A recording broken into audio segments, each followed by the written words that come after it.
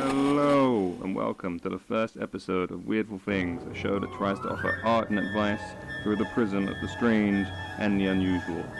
Today we'll be focusing on the 1922 classic horror Nosferatu, Symphony of Horror.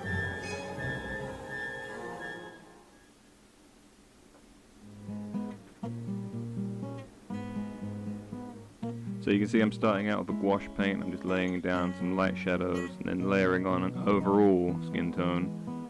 Gouache is great, you can layer washes and build up colour, and the finished result's almost airbrush-like. You can also work very opaque and rework colours on the page. It's kind of like if watercolour and acrylic had a baby and then oil paint was also in the room somehow at the time.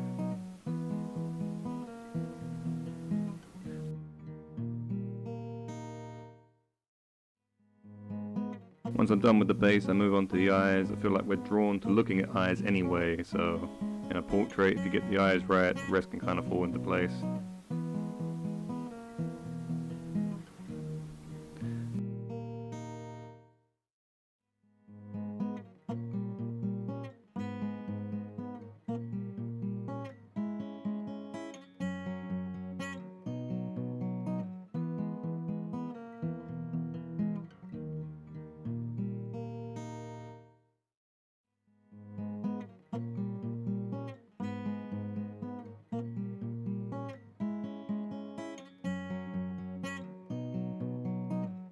Now, Nosferatu wasn't the first vampire movie, though it is the oldest surviving vampire movie, which almost wasn't the case as Bram Stoker's widow sued the silent classic and won on account of it, well, pretty much being Dracula, leading to Germany to destroy all the copies of the film. I mean, a few escaped to the US and the world, and copies were thankfully made from those copies, so...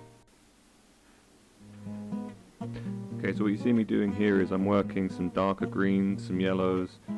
It's good to keep in mind that although it's a fake, monstrous green skin, it should still have the translucency of real skin, so greens, yellows, blue, purple. Keep all these in mind when you're building up your colour tones. Even if you're not sure where the colours work, experiment. I guarantee the end result will be a far richer portrait for it. Now, I'd be remiss if I didn't mention the man who brought Count Orlok to the screen. That is, of course, Max Schreck, a man who so perfectly embodies a vampire. Rumours circulate that he wasn't actually acting and he was just a vampire, pretending to be a vampire. This, of course, led years later to the movie Shadow of the Vampire with Willem Dafoe and John Malkovich in year 2000. If you'll notice, I'm not working with black just yet. The eyebrows, the eyelids, these are all still predominantly dark green, blue and purple. Very few things we see are true black. There's always light and tone, even in the darkest points of a portrait. So really only use black to emphasize the darkest points, and I generally do that at the end. Now you see I'm adding some darker skin tone. Again, this is the same color I used at the beginning, just now with less water, making it more opaque. Again, it's a great feature of using gouache paint. Now, when it comes to painting noses, mouths, people can often sometimes struggle. I can remember at Comic-Con someone asking me the secret of getting these particular features right. Practice, obviously, but also I said to try sculpture. Sculpting a face, at least for me, allowed something to click in my head. To understand those features in a 3D space really helped. So, always try and experiment. As I start to work the details of the mouth, this is the first uses of solid black, but again, I'm always trying to keep the green present where I can. After that, I start adding some highlights. Gouache again is great because it allows you to work fast. With a small amount of water on the brush, you can lay down some super bright colours. Now, the movie's story leans heavily on Stoker's writing, but it was also inspired by one of the film creator's experiences during World War I, where a Siberian man told him the story of his father, who himself had become a vampire. It's also worth pointing out that this same creator was an occult enthusiast and held a chair with the Brotherhood of Saturn.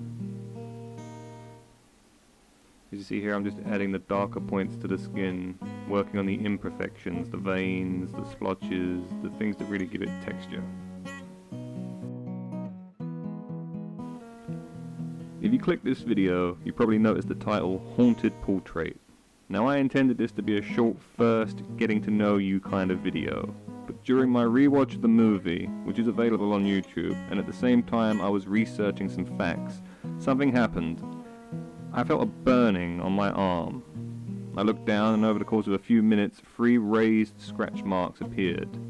Now I know I'm just someone on the internet and therefore totally trustworthy, but it really happened.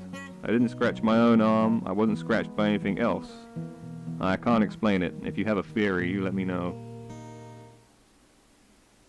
Now, as I add the major highlights to the whole portrait and we start to wrap this up, it's important to note that the white I'm using here is actually acrylic. It's thicker and it helps me put down a lot more paint a lot faster. And we just add some green black in for the collar, then maybe add some darker black to finish with a borderline, and we're done.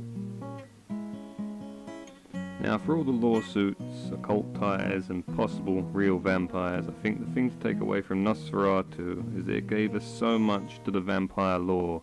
The first instance of a vampire being destroyed by sunlight, the real sense of the otherworldly ghoul of the night in this film is unparalleled.